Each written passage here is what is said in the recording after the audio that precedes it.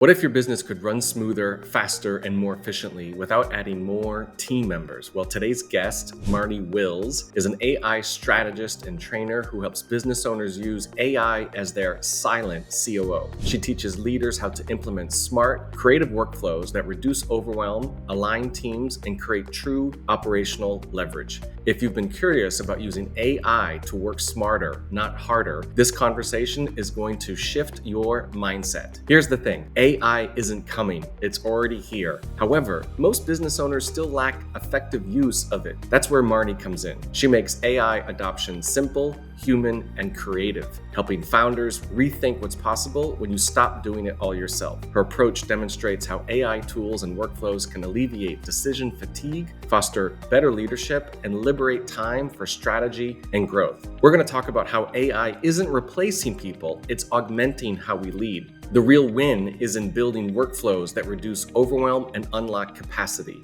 And additionally, how small intentional use of AI can dramatically shift team productivity. Let's dive in. Hi, I'm Derek Fredrickson. Welcome to the COO Solution Podcast, the show for business owners and visionary leaders who want to scale with clarity, confidence, and the right support. For over 16 years, I've been in the trenches as a fractional COO, Chief Operating Officer, helping entrepreneurs align their teams, streamline operations, and remove bottlenecks that slow growth. I understand the challenges, feeling overwhelmed, stretched too thin, or uncertain about how to scale without burning out. I've helped business owners move from chaos to clarity, creating businesses that run smoothly and grow and scale. Each week, I'll bring you real-world insights, proven strategies, and practical solutions to help you step into your highest role as a leader. Whether it's optimizing your team, strengthening accountability, or building the right systems for growth, this podcast is here to support you in scaling smarter. So if you're ready to create a business that thrives without requiring more of you, let's get started. Hey there, everybody. It's Derek Fredrickson here from the COO Solution Podcast, and welcome back to another episode. We are joined with a fantastic guest, Marnie Wills, who will be talking with us today about all things to do with AI. That's right, artificial intelligence, which is a very popular and well-known topic in every aspect of entrepreneurial business growth. So we're excited to have Marnie join the show today. Welcome, Marnie. Great to have you. Hi, Derek. Thank you so much for having me. I'm super excited to crack on with AI chat. Yeah, me as well. I know this is going to be a very popular subject with our audience because in the work that we do with our clients, it's always something that's on the conversation board in terms of talking about AI and how to use it and how best to strategize and where does it step in and everything else. So we're going to get into all of that and some great questions and information to share with our audience. But I always like to start first here on the podcast. We always like to bring in guests that have a subject matter expertise kind of outside the scope of what our core focus is. And obviously AI is a great topic that we're going to dive into. But I always like to ask first for you, Marnie, as an example, why AI? I mean, I'm going to say why AI, why now? And of course, because it's such an important element with what's happening today, but also to an extent, share with our audience why AI is such an important topic for you specifically. Like, how did you get started with all of this? And then we'll dive into some great conversation. Yeah. So I guess the why AI piece for me comes down to being an entrepreneur for the last 11 years. I've had to keep up with trends. Now that we know AI is not a trend, but I've had to keep up with how to do business, whether it's a brick and mortar business, whether it's an online business, whether it's an SME, I've always had to keep up to date. And I guess the why AI part links very much to that kind of solopreneur journey that I was on, where I was outsourcing everything from somebody to write my copy, to do my website, to, even do my email marketing campaigns. And then all of a sudden, I stumble on a tool before ChatGPT, let me add, called Jasper AI, which was a copywriting tool. It changed the way I did business. But I think most importantly, it changed my confidence as a business owner in just what I could actually deliver and achieve. That journey has just snowballed massively since ChatGPT, and then where we are in 2025 and how ridiculously smart generative AI tools are, how many LLMs there are available for us to use. So I guess the why AI bit is I stumbled on AI, made me super confident as a business owner, and I've been able to progress many businesses since then. And the why now, I guess, is it's not a trend, as I just started about, is definitely a fundamental shift in the way that we access information, the way we make decisions, the way we communicate to each other. And I do a lot of thought leadership workshops where we look at how businesses changed, what businesses no longer exist and what were created, and how job descriptions have changed since, say, the internet era, and then the smartphones and the social media era. And then we look at AI and how that's going to change different businesses, and more importantly, us as humans, because we're the consumers at the end of the day. So how are we going to be accessing information, making decisions, communicating with each other? And that's the why now, like, really don't want to get left behind. We've been privileged to be given this crazy piece of technology that is literally changing the world, but with no education on how to use it. And coming from an education background, that is kind of my thing. I love to help people. I love to help understand, which links into the why me. Again, I think that's entrepreneurial journey, very multi-passionate, started and stopped and closed and sold a few businesses along the way, nothing big, but since uni life, loved all things business. So I've been through the trenches from a solopreneur, entrepreneur kind of route, love all things strategy for business, just looking ahead about what the future holds for a business and how they can stay competitive and serve their clients. Yeah, that's wonderful. I love that, because we get so many questions from our clients who say they want to use more AI in their business, but they don't know how. They don't know what they should be using it for. They don't know best practices. They don't know the right strategy. Some of them are concerned about privacy and everything else. So we're going to dive into some of that today. But I'd like to start first with a question, because one of the things when we spoke initially is that you have this idea that you can treat AI as your silent COO. And I love this, because for business owners traditionally, and maybe even currently, we're looking at AI, whether it's ChatGPT or Gemini or whatever the tools that are out there, as a way to I'm going to use this as a strategy to help with my marketing, email marketing or copywriting or social media or content or anything else. But how can we use AI to help from an operational perspective, to kind of be that partner, if you will, that helps us move the needle, not just in marketing, but also in operations? Because operations, there's a lot that needs to be done to, run the business and produce the workflows and collaborate and communicate. So talk a little bit about how you see AI as your kind of silent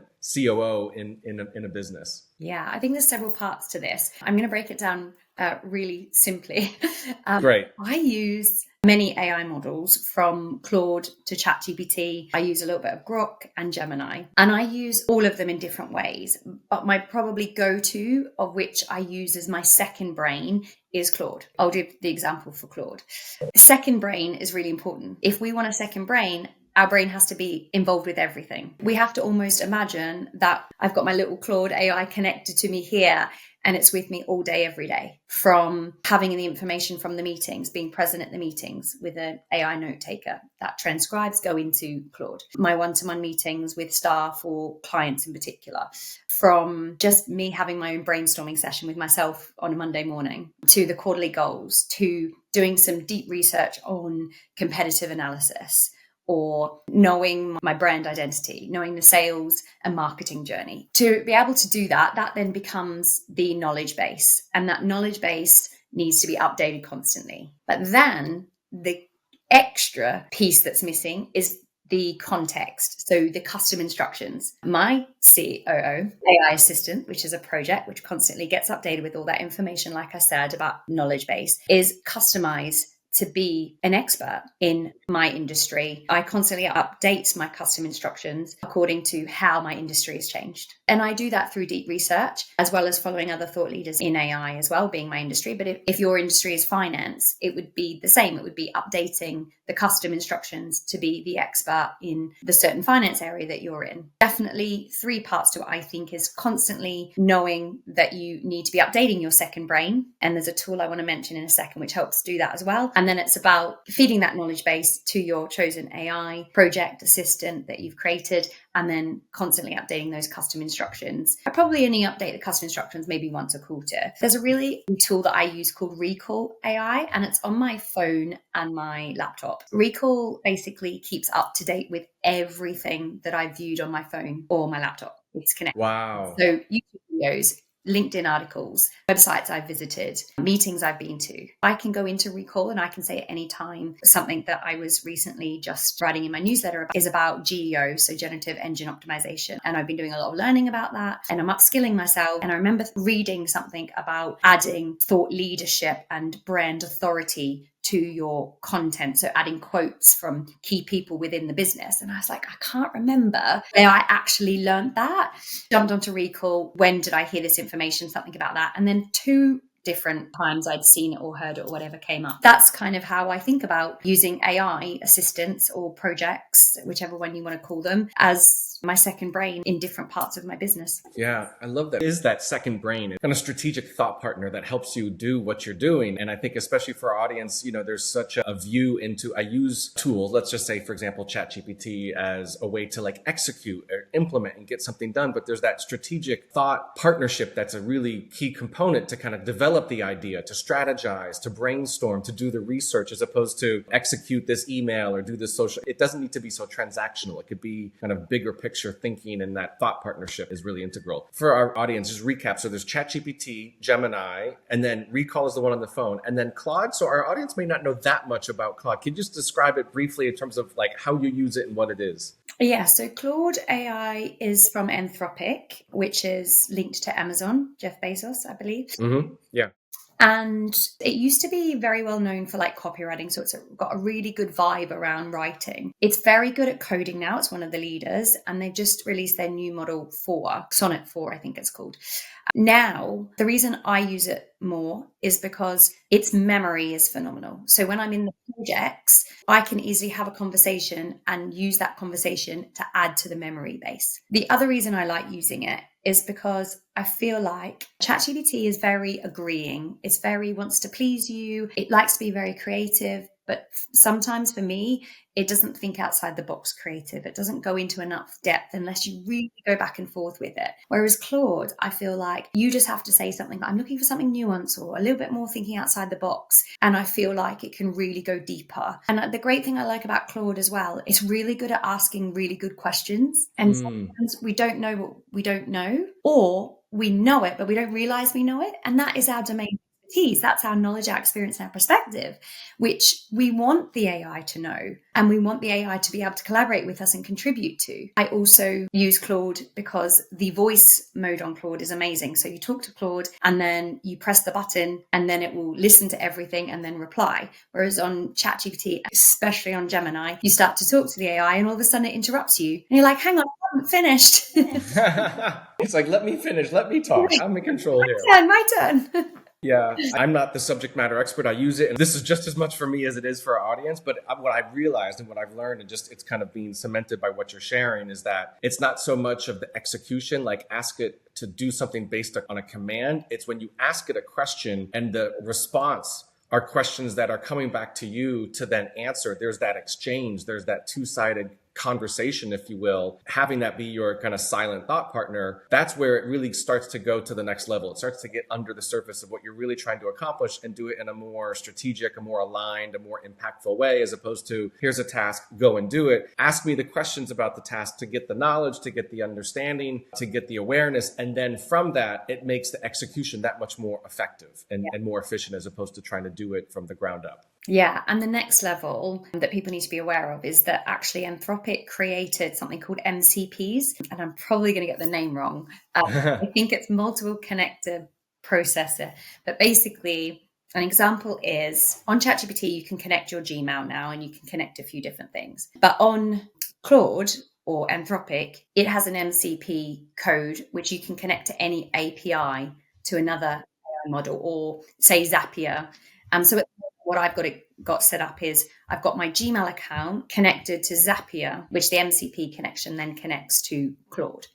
And what I can now do is I can go into Claude verbally or write and say, I need to put a meeting in with Derek on this day. I need it to have a Riverside link. Zapier can connect to Riverside. I need it to have questions that I would like to talk about. I also need him to fill out a form that goes on a Google Sheet. The agent goes off. Yeah. That is where we're going, where I think like some CRM, so for example, HubSpot CRM, they have an AI inside HubSpot, but they also connect to ChatGPT, but they also have an MCP connector as well. The idea is we're moving moving to agents, right? Where you ask an LLM to do a certain series of tasks for you, and they need MCPs to be able to do that. And Claude is leading the way in that at the moment. Wow. I love that example. It's a simple example, but it's something that we would be using all the time. And it's that operational workflow that is kind of like an assistant or an operator and say, can you create this? Here are the different connections, the different integrations. You're talking to Gmail, Zapier, ChatGPT. They can connect to Drive, Riverside, whatever that is, and kind of create that for you. And it just helps get things done more efficiently. Like I'm always talking about like, how do we get traction and momentum in the business from an operational perspective? And this is just a perfect example to leverage not just the tools, but the integration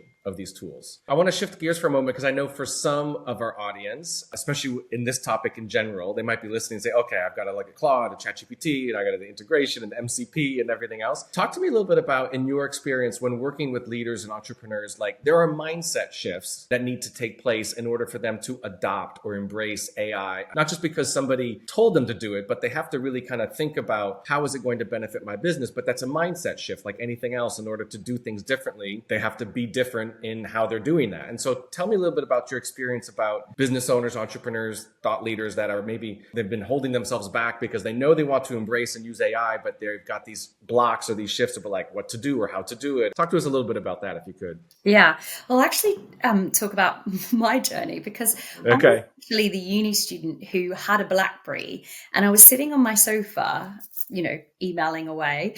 My granddad was sitting on the opposite sofa with an iPhone and an iPad, having the time of his life. And I just thought the BlackBerry was the bee's knees and we would always use it. And I never had that forward thinking. I wasn't curious enough.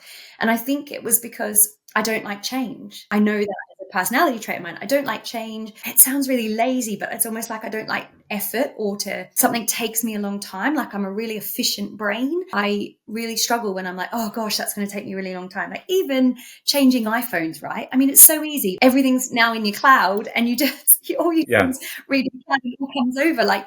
But in my head, that feels like it's going to take effort. Oh, and I've got to get used to that. And the first thing I say to a lot of people is be curious to see how quick and easy it is to create an AI first mindset habit. Actually, I think the first thing when you're trying to create a new behavior is you set an intention. So when I first set an intention, it is literally, and when I work with leaders, I say, I want you to put a sticky note on your laptop and a screensaver on your phone that says, can AI collaborate with me to do this faster thing, right? Because that's normally the quick gains we're asking for.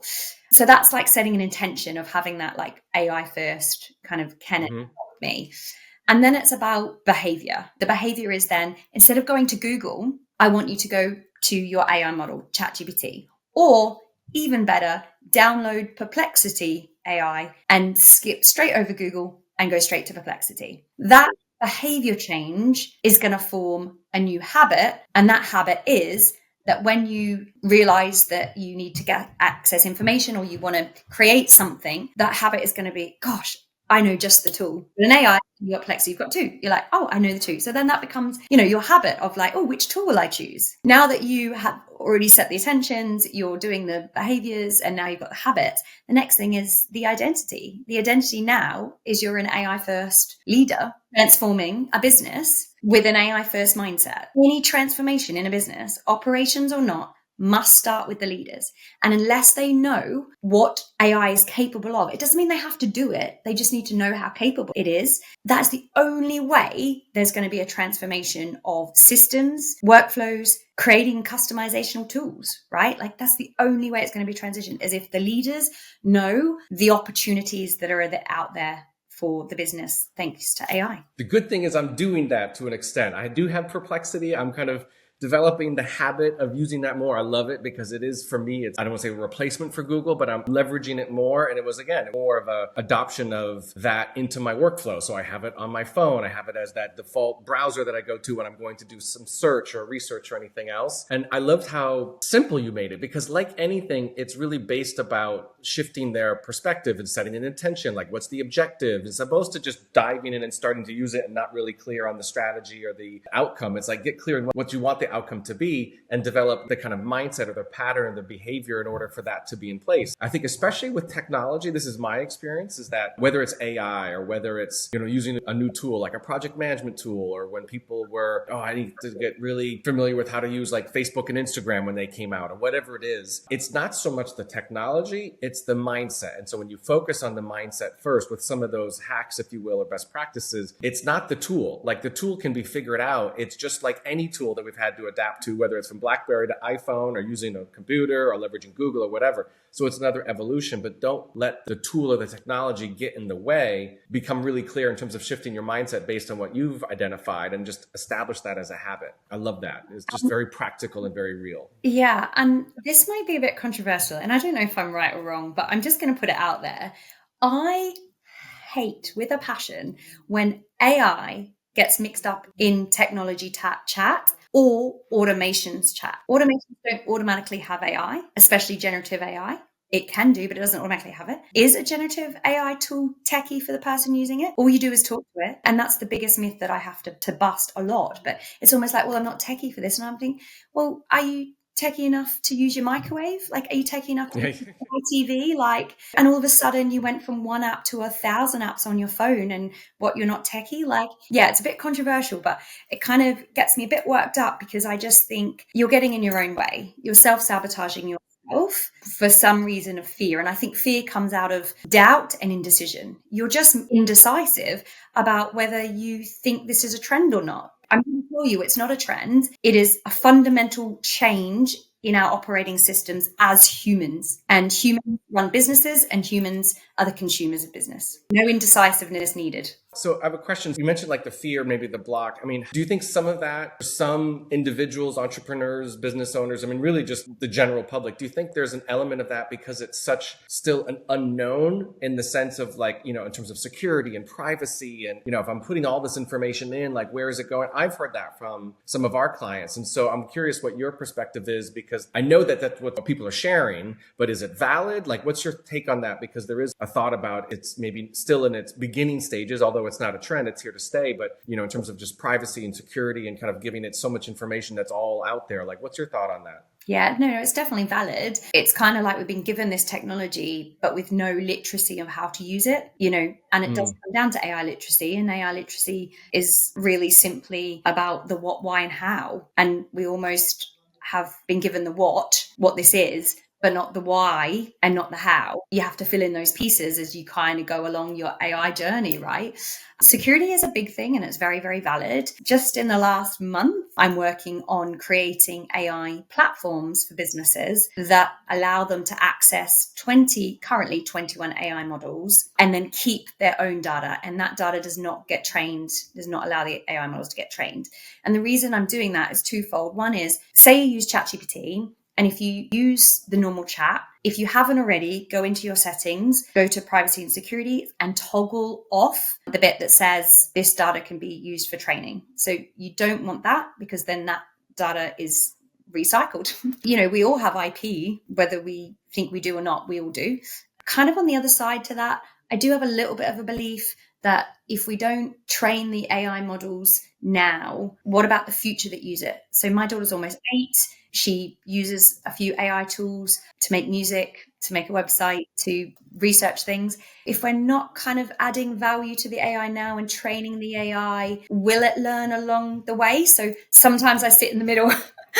Yeah, I can see that. It makes sense. It's going to learn, so guide it in its learning, as opposed to having it be kind of free form, where that's where I think the fear is maybe just the misconception of like how that's being done. And so when you get clear on it and kind of give it the structure, I mean, even the little hack again, I mean, most people probably don't know. They're just going to ChatGPT because it's all the rage and they're going in there. But that privacy thing is like one step just to make sure that your information is more secure and your data is being isolated into your own ecosystem as opposed to out there, for everyone and anyone to see. So yeah, I love that. If you're on a Teams account or an enterprise account on the other AI models, the IP is naturally not used, so it's naturally not trained. But I do keep my data trained on ChatGPT, and if I have anything sensitive, business related, or even personal related, I'll use a temporary chat window, which is up on the top side, which you can use. And then I often go in and delete a lot of the memory of ChatGPT. Old stuff, don't need it anymore, all my old conversations. So they're the two kind Keep of it fresh. things I need there. But one of the reasons that I am moving towards, I haven't completely moved towards it at all, but I'm moving towards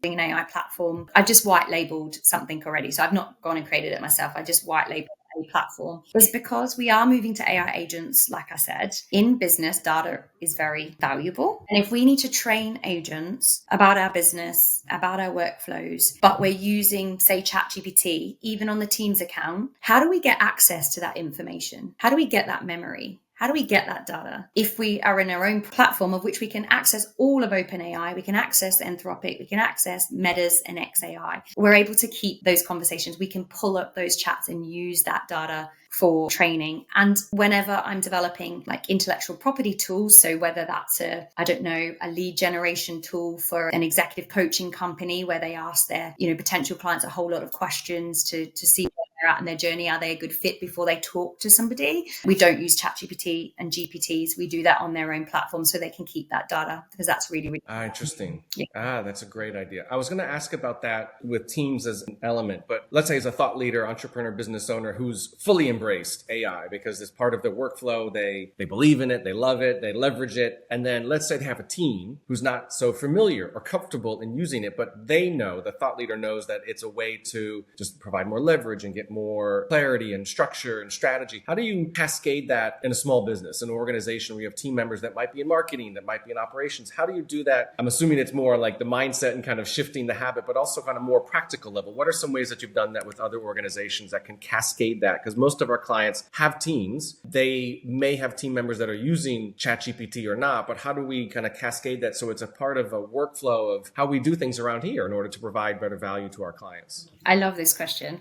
And you're going to get really, really excited because it's like my favorite thing that I've done so far. I've done this for a few businesses, but I'll give an example of my own business. So it's an early years physical education business. I have business partners in different regions. Their main job is to go out and deliver PE lessons, but they also have to run the business, right?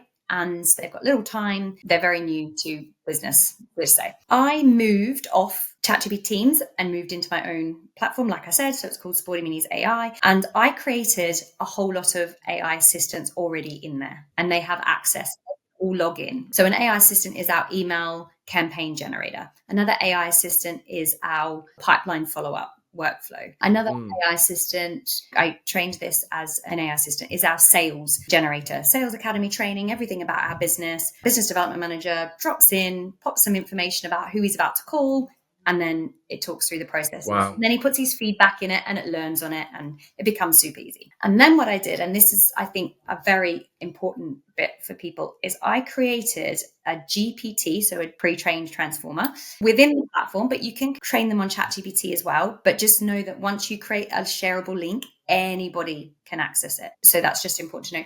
But because this GPT is built on our platform and we've embedded it, it's just in our WhatsApp chat. And they just click on it and it's trained on them, right? So I got them to answer a whole lot of questions about themselves, like a personal branding almost for themselves, and then their job description and the business. So now, whenever they're trying to ask questions about their role within the business or just generally put an article on LinkedIn or anything like that, they just go to their GPT and they name them, something funky. Like, I can't remember what my business operations manager called Jack. I think he called it like Jumping Jack or Jack something. Like he named it something like super funky, right? Which is really funny. He just goes on. That's his second brain linked to the business and himself. And because I made it about them and not the business processes, they were really able to see its capabilities. And now it's almost gamified for them. Oh my gosh, yeah. I was just thinking that.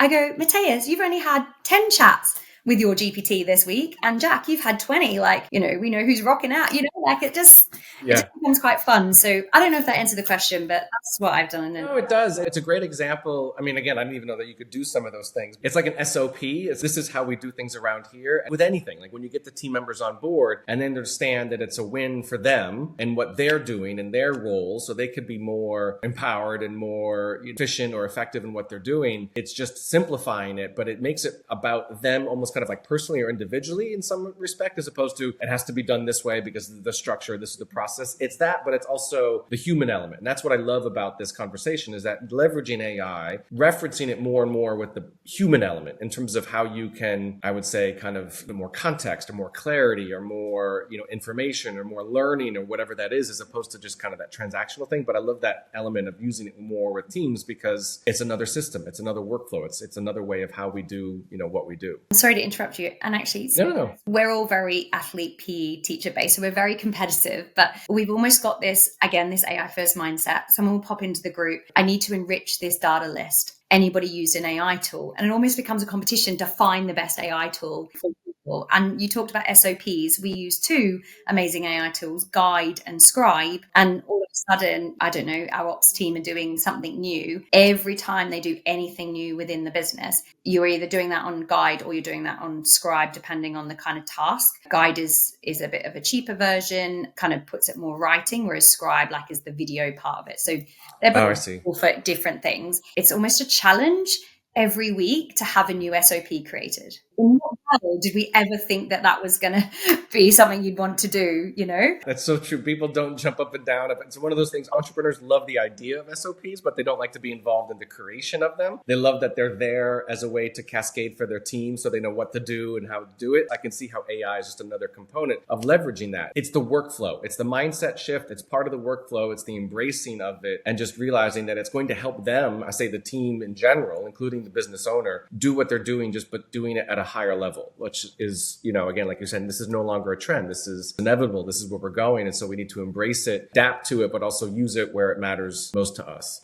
So this has been super helpful, Marnie. Before we wrap up, I'm just curious if you have any other idea, strategy, thought about what we've shared today, and maybe in the context of, we've talked today about where we are currently with AI and a little bit about kind of where we're going. But in your world and your perspective, where do you see AI taking us? Like, what does the future hold when we work with AI, and what can we, start to think about in terms of what it might look like in the years ahead? We know we're moving into AI agent world. Almost before we get there, I think there's a step for businesses to be able to create their own AI tools that they can monetize, so their own intellectual property. I've got a couple of examples, but one example is I'm working with an interior designer who's created a whole course. Now, we know that courses can now be created with AI, but his is genuinely his stuff. But to help his clients through the course, we've created his name's Dr. Craig Thompson, so it's called Dr. Craig AI, and it helps them through that course. Another example is solicitors firm who spend a lot of time and money on those initial consultation calls, of which sometimes their clients don't feel are valuable or worth the money. And then other times the solicitors are resenting it a little bit because yes, there was paid, but it doesn't work into clients. So we've created a tool that allows them to almost ask those same questions, but linked to a trained LLM model that is able to go deeper with the client or potential client, the things that the client would normally always be open to be speaking to a solicitor about. And then what ends up happening is two things. One is the client feels like they've been supported through the journey of whether they need a solicitor or not at no cost, because they don't actually do this as a cost. They just have to sign up and through the system. Also for the solicitors, they are having a much more enriched conversation, almost valuable next steps conversation when they actually do get to talk to this client and they almost become a client on the spot. It's sped up that process so much for the solicitor firm. And I think that's where businesses should start to be thinking is, how can we create an AI tool that has our IP that either enhances the customer experience or is part of our lead generation strategy? And what business owner is not thinking about either one of those two? I mean, those are like the primary, marketing, the client experience, delivering the service. One last little follow-up. Are you optimistic about what the future holds for AI? Are you a bit kind of skeptical, but, are looking at it to see, like, is there going to be another whole evolution that perhaps we haven't even been subject to yet? Like, is it a little bit of like the unknown? I'm just curious what your thoughts are in that type of way. Yeah. I mean, I have a confession. I freak out almost every day that I feel behind. And just this week, I've been meaning to do it for weeks. I'm creating my first agents, right? But I'm using automations. I'm not using your general Zapier or your make.com. I'm starting to use a platform. There's quite a few of them, but I really like Lindy.ai. So I'm going down the rabbit hole of creating agents to automate things. And that scares me. because I'm also like, well, how do I go and add that to my business? And I just constantly feel behind. I mean, I am massively optimistic and I am super excited. And one of my favorite things to deliver is like a thought leadership workshop where we look at this particular industry and we look at what the future holds and then we reverse engineer what we do, right? And that's like my favorite thing to do. And I learn so much in those because I'm not industry experts in other people's industries. I am very, very optimistic, but nervous on every step of the way because no one's taught us anything. Again, we're just setting an intention, being curious, putting stuff in place, and the only way you get better at something is, 10,000 hours. Yeah, I love that. It's the intention, getting curious, adapting to it, learning it, embracing it. It is change, but it's embraceable change, right? It's not something that no longer, as you said, this is no longer a trend. We have to live not just with it, but live by it and incorporate it. So fascinating stuff. So if somebody's listening and said, okay, I need to reach out to Marnie to find out more and see how she can help their business and what they're up to, how can people find you online? I think the best place to find me is LinkedIn. So it's just Marnie Wills. My company's on LinkedIn as well. So it's Business with AI Strategist. I am on all the other platforms, but I'll be honest, I repurpose the content thanks to my AI assistants. And if you speak to me in a few weeks' time, Lindy will also be posting for me. So catch me in real life on LinkedIn. Thank you for this real life conversation on a very important topic. I really appreciated it. Thank you again, Marnie. And thank you everybody for watching. We look forward to seeing you on a future episode here at the COO Solution Podcast. And have a great day.